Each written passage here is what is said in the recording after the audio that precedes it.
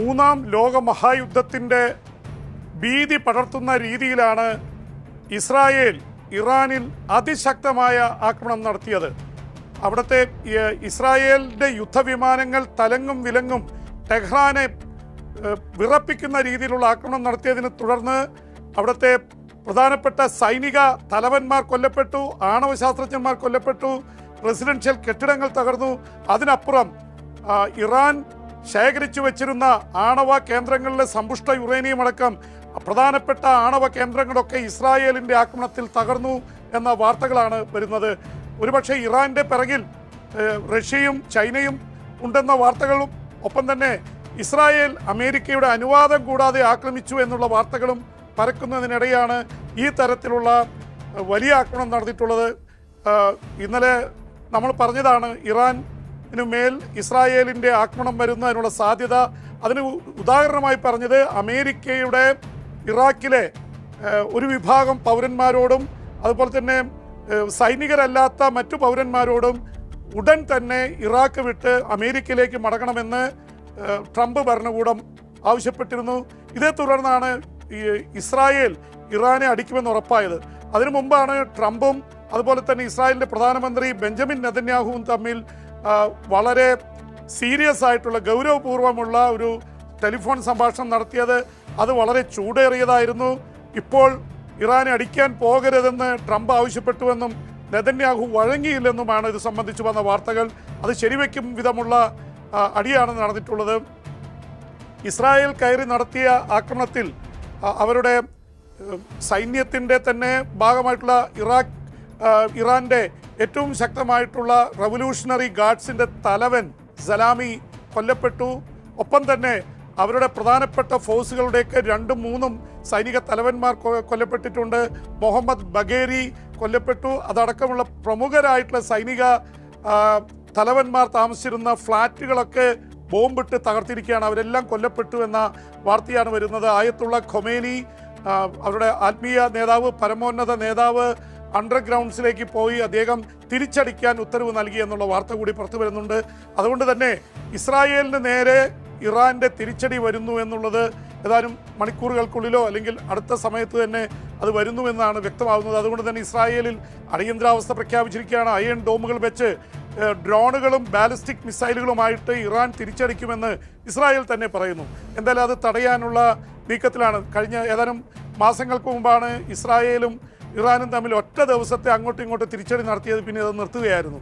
എന്തായാലും ഇത് വല്ലാത്തൊരു ഡയമെൻഷനിലേക്ക് പോവുകയാണ്. മധ്യപൂർവ്വ ഏഷ്യ ഒരു ഭാഗത്ത് ഗസ യുദ്ധത്തിൻ്റെ ഇത് കഴിഞ്ഞ 20 മാസമായി നടന്നുകൊണ്ടിരിക്കുന്നു. ഗസയുടെ യുദ്ധത്തിന് പിന്നിലും ഇറാൻ്റെ കൈകളുണ്ടെന്നാണ് ഇസ്രായേലിൻ്റെ ആരോപണം. പ്രത്യേകിച്ച് ഗസയിൽ ഇസ്രായേലുമായി പൊരുതി നിൽക്കുന്ന ഹമാസ് ഇറാൻ്റെ സൃഷ്ടിയാണ്. ഒപ്പം തന്നെ ലെബനനിൽ ഹെസ്ബുള്ള, അതും ഇറാൻ്റെ ഒരു പ്രോക്സി ആയിട്ട് നിൽക്കുന്ന സംഘടനയാണ്. അപ്പുറത്ത് യമനിലെ ഹൂതികൾ. ഈ ഹൂതികളെയും ഹിസ്ബുള്ളയെയും ഹമാസിനെയും വളർത്തി ഇസ്രായേലിനെതിരെ തീവ്രവാദ ആക്രമണം നടത്തുന്നതിൻ്റെ പിന്നിൽ ഇറാനാണെന്ന് എപ്പോഴും ഇസ്രായേൽ കുറ്റപ്പെടുത്തിയിരുന്നു. അതിൻ്റെയൊക്കെ ഒരു കൾമിനേഷനായിട്ടാണ് ഇപ്പോൾ ഇറാനിലേക്ക് നേരിട്ട് ഇസ്രായേലിൻ്റെ വൻ ആക്രമണം എത്തിയിട്ടുള്ളത്. അതിന് ഇസ്രായേൽ പറയുന്ന ഒരു ന്യായം, അവിടെ സമ്പുഷ്ട യുറേനിയം ഏതാണ്ട് 15 ആണവായുധങ്ങൾ നിർമ്മിക്കാനുള്ള സമ്പുഷ്ട യുറേനിയം ആയിക്കഴിഞ്ഞു. ദിവസങ്ങൾക്കുള്ളിൽ അവർക്ക് 15 ആണവായുധങ്ങൾ നിർമ്മിക്കാൻ കഴിയും. അത് തകർക്കുക എന്ന് തന്നെയാണ് ലക്ഷ്യം വെച്ചത്. അമേരിക്കയുമായി 5 റൗണ്ട് ആണവായുധ ചർച്ചകൾ നടത്തി. ഒമാനിൽ നാളെ ചർച്ചകൾ നടക്കാനിരിക്കുകയായിരുന്നു. ഇപ്പോൾ ട്രംപ് പറഞ്ഞത് ആക്രമിക്കരുത്, ഞങ്ങൾ ഇത് ഏതാണ്ട് ഒരു കരാറിൻ്റെ അടുത്തെത്തിയിരിക്കുകയാണ്. പക്ഷേ ട്രംപിൻ്റെ പറച്ചിലിന് ചെവി കേൾക്കാൻ ഇസ്രായേൽ പ്രധാനമന്ത്രി ബെഞ്ചമിൻ നെതന്യാഹു തയ്യാറായില്ല. മൊസാദിൻ്റെ സ്പൈ ഏജൻസി വലിയ രീതിയിൽ ഇറാനിൽ ഓപ്പറേറ്റ് ചെയ്യുന്നുണ്ട്. അവർ നൽകിയ ഇതനുസരിച്ച് ഇനി പോയിന്റ് ഓഫ് നോ റിട്ടേൺ, ഏത് നിമിഷവും ഒരു ആണവ ബോംബ് ഇറാൻ രംഗത്തിറക്കും. അതിനു മുമ്പ് അവരെ തടയണമെന്നുള്ള ഇൻ്റലിജൻസ് റിപ്പോർട്ടിനെ തുടർന്നാണ് തങ്ങൾ ആക്രമിക്കുന്നതെന്നാണ് ഇസ്രായേൽ പ്രധാനമന്ത്രി ബെഞ്ചമിൻ നെതന്യാഹു പറഞ്ഞത്.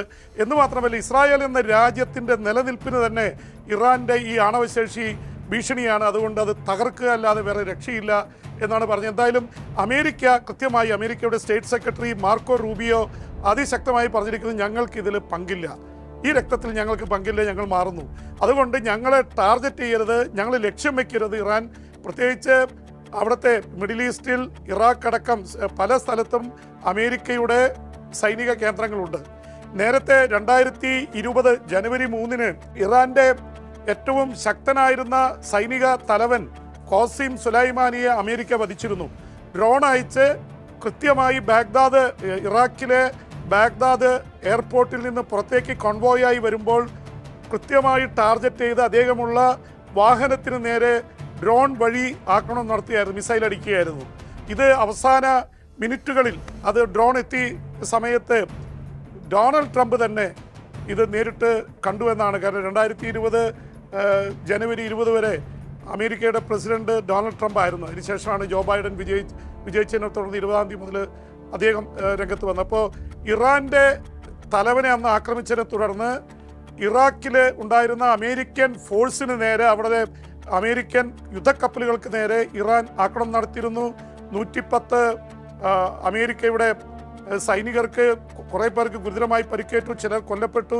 അതിൻ്റെയൊക്കെ പശ്ചാത്തലത്തിലാണ് ഇറാനിൽ ആക്രമണം നടന്നാൽ തിരിച്ചടി വരിക ഇറാഖിലായിരിക്കുമെന്ന് അറിഞ്ഞുകൊണ്ട് തന്നെയാണ് ഇറാഖിൽ നിന്ന് ഒഴിഞ്ഞു പോകാൻ ഇന്നലെ ട്രംപ് ഭരണകൂടം അമേരിക്കൻ പൗരന്മാരോട് ആവശ്യപ്പെട്ടത്. എന്തായാലും അമേരിക്കയെ കയറി ആക്രമിക്കാൻ ഇറാൻ തയ്യാറാവുമെന്ന് കാണേണ്ടിയിരിക്കുന്നു. കാരണം അവർ തമ്മിലുള്ള നെഗോഷിയേഷൻ നടന്നുകൊണ്ടിരിക്കുകയാണ്. അതുകൊണ്ട് ഇസ്രായേലിന് നേരെയായിരിക്കും ഇറാൻ്റെ അടിവരിക, അത് ഏതാണ്ട് ഉറപ്പാണ്. അത് ഉടൻ തന്നെ ഉണ്ടാവും. അതിനെക്കുറിച്ച് ഇറാൻ തന്നെ പറഞ്ഞിരിക്കുന്നത് ആർട്ടിക്കിൾ 51 ഐക്യരാഷ്ട്രസഭയുടെ ചാർട്ടർ അനുസരിച്ച് സ്വയം രക്ഷാർത്ഥം ഞങ്ങളെ ആക്രമിച്ചാൽ തിരിച്ചടിക്കാനുള്ള ഒരു അനുമതി അല്ലെങ്കിൽ അതിനുള്ള റൈറ്റ്, അവകാശം ഒരു രാജ്യത്തിനുണ്ട് എന്ന് UN ചാർട്ടറിൽ പറയുന്നുണ്ട്.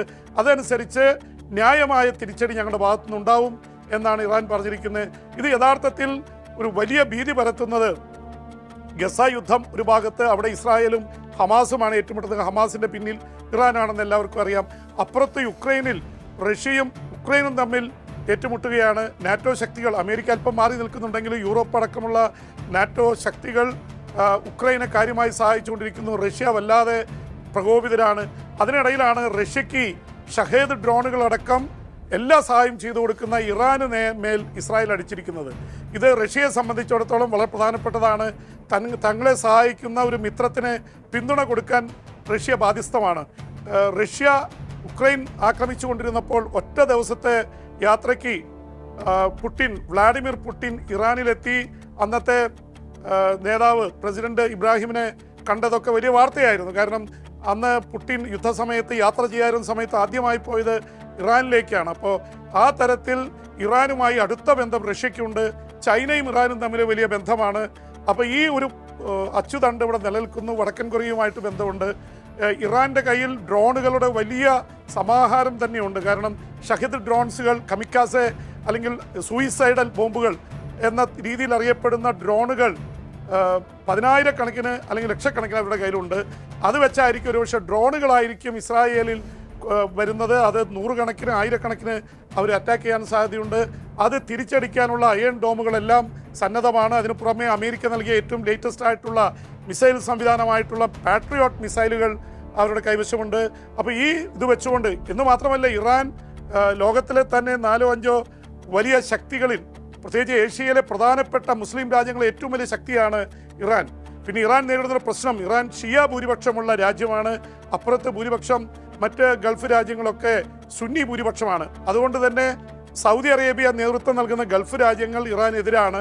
പക്ഷേ ഇറാന് ഇങ്ങനൊരു യുദ്ധത്തിന് പോയാൽ അവരൊക്കെ മൗനം പാലിക്കുകയുള്ളൂ. കാരണം മുസ്ലിം രാജ്യങ്ങൾ തമ്മിൽ ഇനിയൊരു യുദ്ധത്തിലേക്ക്, പ്രശ്നത്തിലേക്ക് പോവില്ല എന്നുള്ളത് ഉറപ്പാണ്. പക്ഷേ ഇറാൻ ആണവായുധം ഉണ്ടാക്കുന്നത് സൗദിക്ക് താല്പര്യമില്ല, അതുപോലെ തന്നെ UAEക്ക് താല്പര്യമില്ല, മറ്റ് ഗൾഫ് രാജ്യങ്ങൾക്ക് താല്പര്യമില്ല. കാരണം ഇറാൻ ആണവായുധം നിർമ്മിച്ചാൽ അത് ഒരു തരത്തിൽ തങ്ങളുടെ തന്നെ നിലനിൽപ്പിനെ ബാധിക്കുമെന്ന് പല ഗൾഫ് രാജ്യങ്ങളും വിചാരിക്കുന്നുണ്ട്. പക്ഷേ ഇസ്രായേൽ നടത്തുന്ന ഈ ഓപ്പറേഷനെ പിന്തുണയ്ക്കാൻ അവർക്കാർക്കും കഴിയില്ല. പ്രത്യേകിച്ച് മുസ്ലിം രാജ്യങ്ങളെല്ലാം ഒരു തരത്തിൽ അവിടുത്തെ ജനവിഭാഗങ്ങളൊക്കെ ഇസ്രായേലിനെതിരെ നിൽക്കുകയാണ്.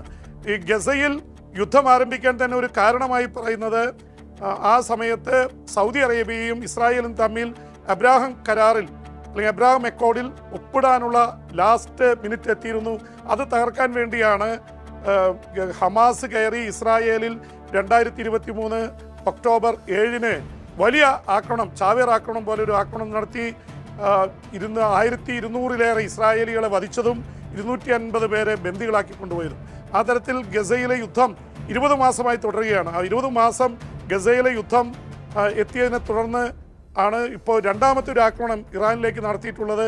ഗസയിലെ പ്രമുഖ നേതാക്കളൊക്കെ മറ്റേ ഇസ്മായിൽ ഹനിയ, അതുപോലെ തന്നെ യഹിയ സിൻവാറൊക്കെ അഭയം തേടിയിരുന്ന സ്ഥലം ഇറാനാണ്. അതിൽ ഇസ്മായിൽ ഹനിയയെ ഒരു കൃത്യമായി ബോംബ് ഫിറ്റ് ചെയ്ത് റവല്യൂഷണറി ഗാർഡ്സിൻ്റെ ഹെഡ് ക്വാർട്ടേഴ്സിൻ്റെ അടുത്തുള്ള ഗസ്റ്റ് ഹൗസിലാണ് ഇസ്രായേൽ വധിച്ചത്. അപ്പോൾ ഈ ഇസ്രായേലിന് ഇതെല്ലാം ചോർത്തി കൊടുക്കുന്ന ചാരന്മാർ ഇറാനിലുണ്ട് എന്നുള്ളത് വളരെ വ്യക്തമാണ്. അല്ലെങ്കിൽ കൃത്യമായി അവിടുത്തെ സൈനിക തലവന്മാരുടെ ഫ്ലാറ്റുകൾ തകർക്കുക, ആണവ ശാസ്ത്രജ്ഞനായിട്ടുള്ള അബ്ബാസി അടക്കമുള്ളവരെ വധിക്കുക. കാരണം നേരത്തെ ആണവ ശാസ്ത്രത്തിൻ്റെ പിതാവിനെ ഫക്രുദ്ദീൻ സലയെ വധിച്ചിരുന്നു.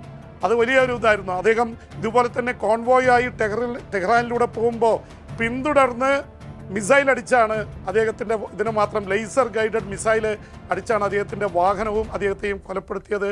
ഫക്രുദ്ദീൻ സാദേനെ കൊലപ്പെടുത്തിയ അവർ തന്നെ അവരുടെ പിന്നാലെയുള്ള ആണവ ശാസ്ത്രജ്ഞന്മാർ, പ്രത്യേകിച്ച് ഇറാൻ ആണവായുധം നിർമ്മിക്കുന്നതിന് കാരണമായിട്ടുള്ള അല്ലെങ്കിൽ സമ്പുഷ്ട യുറേനിയത്തിൻ്റെ പിറകിലുള്ള ബുദ്ധികേന്ദ്രങ്ങളെ മുഴുവൻ തച്ച് തകർത്തിരിക്കുന്നത്. അപ്പോൾ അത്രയും കൃത്യമായ ഒരു ഇൻ്റലിജൻസ് ലഭിച്ചാണ് ഇറാൻ ഇതൊക്കെ ചെയ്തിരിക്കുന്നത്. പക്ഷേ ഇസ്രായേൽ ഇത് ചെയ്തിരിക്കുന്നത്.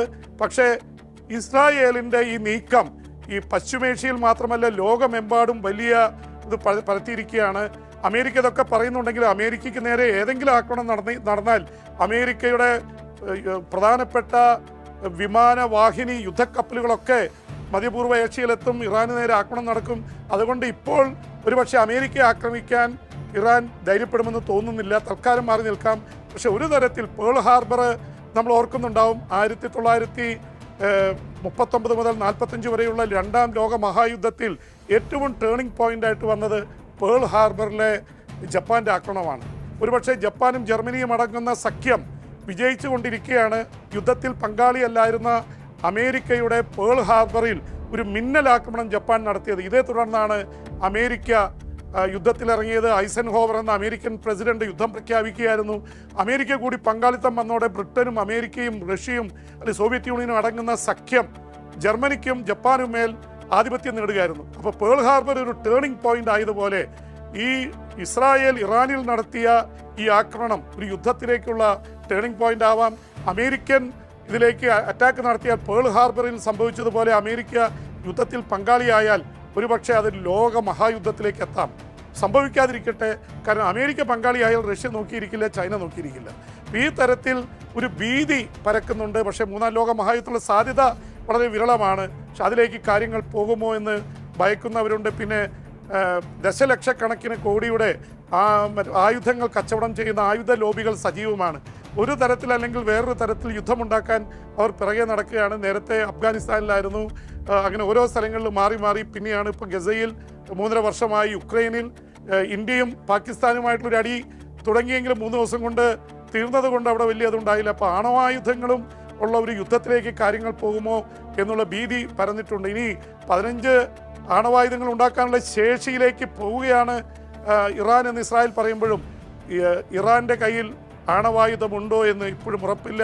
എന്തായാലും ഇൻ്റർനാഷണൽ ആറ്റോമിക് എനർജിയുടെ ഏജൻസി അതിനെക്കുറിച്ച് അന്വേഷിക്കുകയാണ്. ഇസ്രായേൽ നടത്തിയ ആക്രമണത്തെ തുടർന്ന് അവിടെ റേഡിയേഷൻ ഉണ്ടായിട്ടുള്ളതായിട്ട് അറിയുന്നു. അതിനെക്കുറിച്ചുള്ള ടെസ്റ്റുകൾ നടക്കുന്നു. ഇൻസ്പെക്ടേഴ്സ് ഇൻസ്പെക്ട് ചെയ്തുകൊണ്ടിരിക്കുകയാണ്. എന്തായാലും ഇറാനിലെ ജനങ്ങൾ വിറങ്ങലിച്ചിരിക്കുകയാണ്. ഇസ്രായേലും ഇത് തന്നെയാണ് അവസ്ഥ. ഇസ്രായേലിലെ ജനങ്ങളോട് യാത്ര ചെയ്യരുത്, ഷെൽട്ടറിലേക്ക് അല്ലെങ്കിൽ മറ്റ് ബങ്കറുകളിലേക്ക് പോകാൻ റെഡിയായിട്ടിരിക്കണം, ഏത് നിമിഷവും അറ്റാക്ക് വരുമെന്നുള്ള മുന്നറിയിപ്പ് നൽകിയിട്ടുണ്ട് ഇസ്രായേലിൻ്റെ ഭരണകൂടം. ഒരു യുദ്ധം യഥാർത്ഥത്തിൽ ഇൻഫോർമലായിട്ട് യുദ്ധം ആരംഭിച്ചു കഴിഞ്ഞു. പക്ഷേ ഓർഡേർഡ് തരത്തിലുള്ളൊരു യുദ്ധത്തിലേക്ക് കാര്യങ്ങൾ പോകുമോ എന്നുള്ള ഭീതിയുണ്ട്. ഇസ്രായേൽ പറയുന്നത് ഗസയിൽ ഹമാസിനെ മാത്രമല്ല ലെബനനിൽ ഹെസ്ബുള്ളയുടെ പിറകിലും ഇറാനാണ്, സമ്പത്തും ആയുധങ്ങളും കൊടുക്കുന്നത് ഇറാനാണെന്ന് പരസ്യമായിട്ടുള്ള രഹസ്യമാണ്. അതുകൊണ്ട് ആ തരത്തിലുള്ളൊരു അറ്റാക്ക് നടത്തി ലെബനനിൽ പേജറുകളിൽ ബോംബ് രീതിയിലുള്ള സാധനങ്ങൾ ഫിറ്റ് ചെയ്ത് ഈ ഹെസ്ബുള്ളയുടെ പ്രധാനപ്പെട്ട പ്രവർത്തകരൊക്കെ ഉള്ള സ്ഥലങ്ങളിലൊക്കെ അവർ അത് ഫിറ്റ് ചെയ്യുകയും ഏതാണ്ട് 4000-ഓളം അവരുടെ ഏറ്റവും ശക്തരായിട്ടുള്ള ഹെസ്ബുള്ളയുടെ പ്രവർത്തകർ കൊല്ലപ്പെടുകയും ചെയ്തു. അതോടെ ഹെസ്ബുള്ളയുടെ നെറ്റ്വർക്ക് തന്നെ തകർന്നു. അവർക്ക് പേടിയായി. ഇത് വെച്ച് മൊബൈൽ വെച്ച് പോലും നടക്കാൻ പറ്റാത്ത അവസ്ഥ. മൊബൈലിനെ പേടിച്ചാണ് അവർ പേജർ മെസ്സേജ് അയക്കുന്ന സംവിധാനം ഏർപ്പെടുത്തിയത്. പക്ഷേ ഇസ്രായേലിലെ ചാരന്മാർ കൃത്യമായി അവരുടെ പേജർ ഉണ്ടാക്കുന്ന കമ്പനി കണ്ടെത്തി അതിൻ്റെ ഉള്ളിൽ ഈ ബോംബ് പൊട്ടിക്കുന്നതിനുള്ള സംവിധാനം ഏർപ്പെടുത്തിക്കൊണ്ടാണ് അവർക്ക് പേജറുകൾ നൽകിയത്. അത്രയും വലിയ ഇൻ്റലിജൻസ് ആണ്. ലോകത്തിലെ ഏറ്റവും ബുദ്ധിയുള്ള, ഏറ്റവും കൂർമ്മ ശേഷിയുള്ള വ്യക്തികളായിട്ടാണ് മൊസാദിൻ്റെ ഏജന്റുമാർ അറിയപ്പെടുന്നത്. അവരാണ് ഒരുപക്ഷെ ഇസ്രായേലിൻ്റെ വിമാനം തട്ടിക്കൊണ്ടുപോയ ഇതിൽ നിന്ന് ഇദി അമീൻ്റെ എൻഡബെ വിമാനത്താവളത്തിൽ നിന്ന് ഇസ്രായേലിയുടെ യാത്രക്കാരെ മിന്നലാക്രമണത്തിലൂടെ രക്ഷപ്പെടുത്തിയത്. ലോകത്തിലെ ഏറ്റവും ശക്തരായിട്ടുള്ള ഏജൻസിയാണ് മൊസാദ്. അപ്പോൾ മൊസാദ് ഇറാൻ്റെ രഹസ്യങ്ങൾ മുഴുവൻ ചോർത്തിയിരിക്കുന്നു. അവിടുത്തെ ഇസ്ലാമിക ഭരണകൂടത്തിനെതിരെ ജനങ്ങളുടെ രോഷം അത് അതിശക്തമാണ്. ഇറാനിലെ വനിതകൾ സ്വാതന്ത്ര്യത്തിനു വേണ്ടി 2.5 വർഷം നടത്തിയ പ്രക്ഷോഭം, ഹിജാബ് കളഞ്ഞുകൊണ്ട് മുടി മുറിച്ചുകൊണ്ടൊക്കെ നടത്തിയ പ്രക്ഷോഭം നമുക്കറിയാം. അതുകൊണ്ട് തന്നെ ഇറാനിലെ ഏതാണ്ട് ഒരു ഭൂരിപക്ഷം ജനതയും ഇപ്പോഴത്തെ ഇസ്ലാമിക ഭരണകൂടത്തിന് എതിരാണ് എന്ന് അറിഞ്ഞുകൊണ്ട് തന്നെയായിരിക്കാം അവിടെ നിന്ന് ഒരുപാട് രഹസ്യങ്ങൾ ചോർത്തിയാണ് ഇസ്രായേൽ ഈ തരത്തിലുള്ള ആക്രമണം നടത്തിയിട്ടുള്ളത്. ഇസ്രായേലും ഇതുപോലെ പേടിക്കുന്നുണ്ട്. ഇസ്രായേലിൻ്റെ ആണവ രഹസ്യങ്ങൾ ചോർത്തിയെന്ന് 2-3 ദിവസം മുൻപാണ് ഇറാൻ വെളിപ്പെടുത്തിയത്.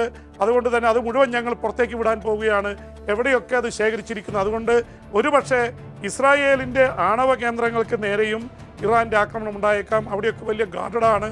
കാരണം ഇസ്രായേലിൻ്റെ ആണവ കേന്ദ്രങ്ങൾ ഏതാണ്ട് ഇസ്രായേലിൻ്റെ കയ്യിൽ 100ഓളം ആണവായുധങ്ങൾ ഉണ്ടെന്ന് പറയുന്നു. അപ്പോൾ തീർച്ചയായിട്ടും ഇസ്രായേലിൻ്റെ രഹസ്യമായിട്ടുള്ള ആണവായുധ ശേഖരത്തെക്കുറിച്ചുള്ള രഹസ്യങ്ങൾ ഞങ്ങൾക്ക് കിട്ടിയെന്ന് ആയത്തുള്ള ഖൊമേനി അടക്കമുള്ള നേതാക്കൾ പറയുന്നതിനിടെയാണ് ഈ ആക്രമണം ഉണ്ടായിട്ടുള്ളത്.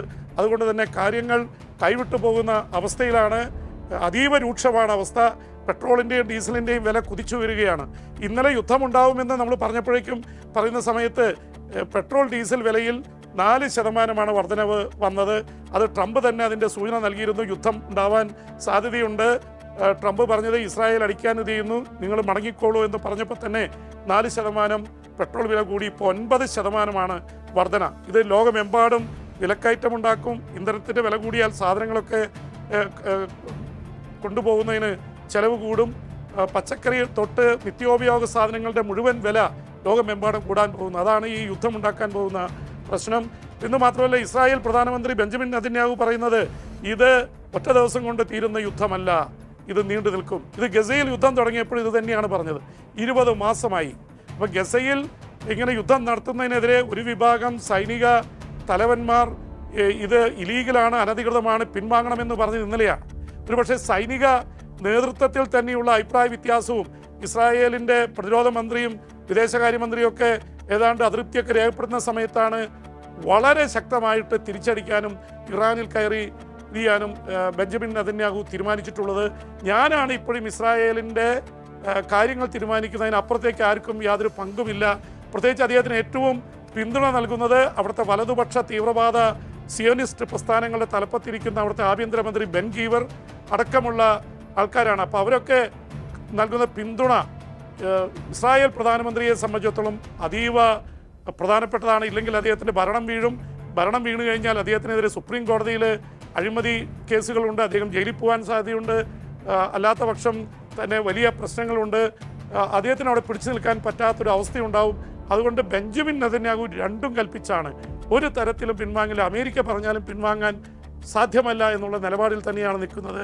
പ്രത്യേകിച്ച് യുദ്ധം അവസാനിപ്പിച്ചാൽ ബെൻ ഗീവർ അടക്കം അവിടുത്തെ തീവ്രവാദികളായിട്ടുള്ള ഘടകകക്ഷികൾ പിൻവാങ്ങും എന്നുള്ളത് നെതന്യാഹുവിന് അറിയാം.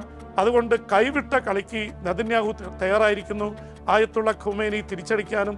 അതുകൊണ്ട് തന്നെ എന്ത് സംഭവിക്കാമെന്ന് വളരെ ആശങ്കയോടും ആകാംക്ഷയേക്കാൾ കൂടുതൽ ആശങ്കയും ഭീതിയും പരത്തുന്ന സംഭവവാസങ്ങളാണ് ഈ പുലർച്ചെ ഉണ്ടായിരിക്കുന്നത്.